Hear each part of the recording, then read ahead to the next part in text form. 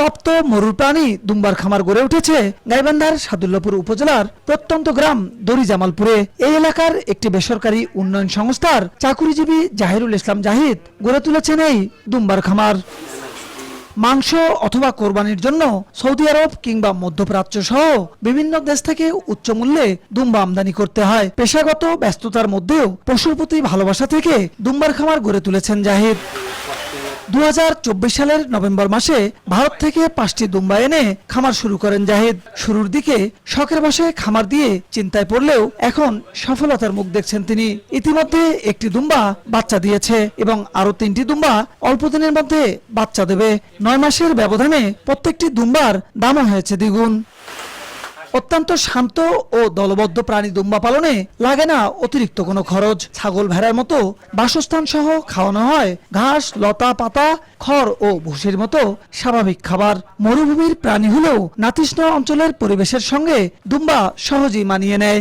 এই প্রাণীর রোগ প্রতিরোধ ক্ষমতা অনেক বেশি। প্রায়ই বিভিন্ন এলাকা থেকে মানুষ আসেন এই দুম্বার খামার দেখতে। জীবনে দেখিনি জায়গার দিন, আজকে দুম্বা দেখলো। ভালো লাগে, এগুলো দেখতে ভালো লাগে। যেগুলো জিনিস আমরা বাংলাদেশে কোথাও দেখিনি সেগুলো এখন দেখতেছি এখানে। দেশে দুম্বার প্রচুর চাহিদা থাকলেও নেই সরবরাহ, তাই বিক্রি না করে প্রথমে উৎপাদন এবং পরে প্রান্তিক খামারিদের মধ্যে ছড়িয়ে দেওয়ার লক্ষ্যে কাজ করছেন বলে জানান এই উদ্যোক্তা। প্রথমত আমরা খড় কাটা দেই, খড় যে জিরো কাটিং করে খড় কাটা দেই। তারপর হচ্ছে খড় কাটার সঙ্গে একটু ছোলার ভুসি আর গমের ভুসি মিক্স করে দেই। আর দুপুরবেলা হচ্ছে নেপিয়ার ঘাস আমরা লাগাইছি আমাদের জমিতে, ওই ঘাস খাওয়াই। তো মোটামুটি এগুলো দিয়েই চলে আর কি। এগুলো খাই, গাছের লতা পাতাও দিলে লতা পাতাও খায়, ঠিক সেম গরু ছাগলের মতোই আর কি। এটা কোনো বিকল্প অন্য কিছু মনে হয় না। দুম্বা হচ্ছে যেহেতু মরুভূমির প্রাণী, এর রোগ প্রতিরোধ ক্ষমতা অর্থাৎ ইমিউনিটি অনেক ভালো। আমরা আমাদের ফার্মে আসার পর থেকে তেমন কোনো রোগ পাইনি। দুম্বা পালনে আগ্রহীদের সব ধরনের সহযোগিতার আশ্বাস দিয়েছেন এই কর্মকর্তা। এটা মরুভূমির প্রাণী হলেও আমাদের আবহাওয়ার সাথে এটা পালন করতে গিয়ে তেমন কোনো সমস্যা যেহেতু নাই এবং কোনো আবহাওয়াজনিত কারণে কোনো রোগ বালাই নাই।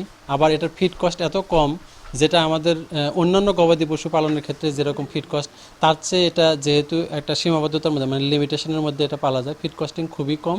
আমরা জাহিদ ভাই তার লালন পালনের ক্ষেত্রে ওনার যে বাসস্থান এই যে দুম্বা রাখার ক্ষেত্রে, তারপর ওনার যে খাবারের ক্ষেত্রে কীরকম খাবার দেবেন, লালন পালনের ক্ষেত্রে ওনার পুষ্টিজনিত যে বিষয়গুলো আছে সেগুলোর মধ্যে কি ঘাটতি পড়তে পারে, কোনটা দিলে সেগুলোর ঘাটতিগুলো পূরণ হবে, এগুলো বিষয়ে আমরা কথা বলে আসতেছি। এবং আমাদের খামারিরা যদি অন্যরাও যদি এইভাবে উদ্বুদ্ধ হন, তাহলে এই জাহিদ ভাইয়ের মাধ্যমেও এটা মার্কেটিং সিস্টেম কোথা থেকে এটা পাওয়া যাবে এগুলো আমরা তাদেরকে পরামর্শ দিচ্ছি আর কি।